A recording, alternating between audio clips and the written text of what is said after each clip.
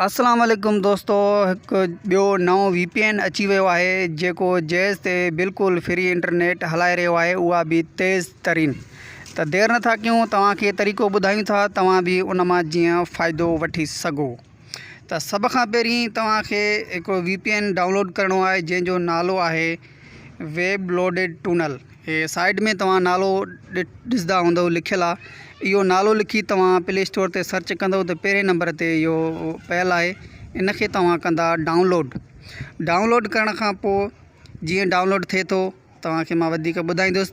त इन खां पहिरीं तव्हां दोस्तनि खे गुज़ारिश त असांजे चैनल खे सब्सक्राइब कंदव ऐं लाइक कंदा।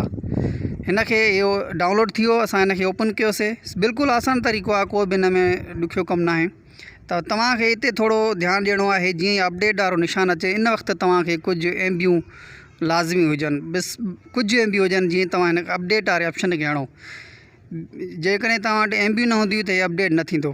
हिन खे असां अपडेट कयोसीं। अपडेट करण खां पोइ हे कुझु ईअं नज़र आयो आहे। हिन खे असां कट कंदासीं,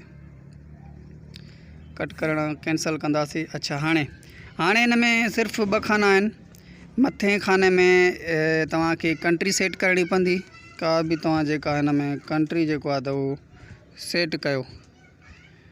अच्छा, हिन मां जेको आहे त मां चूंडियां थो कंट्री,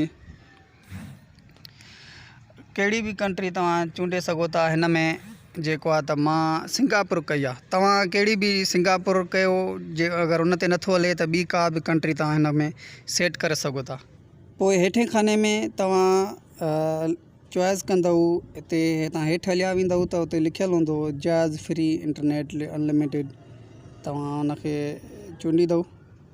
असां उनखे ॻोल्हियूं था, थोरो मां ॻोल्हियां थो। तव्हां ॾिसो हेठि हलिया वेंदव, ऑप्शन ईंदो, खोड़ सारा तव्हांखे ऑप्शन मिलंदा, पर तव्हांखे जेको आहे त लिखियलु आहे PK जैज़ अनलिमिटेड। तव्हां इन खे जेको आहे त येस कंदव। येस करण खां पोइ तव्हांखे ॿियो कुझु बि न आहे करिणो, सिर्फ़ु इहो जेको वॾो गोल नज़र अचे थो इन खे तव्हांखे ओके करिणो आहे।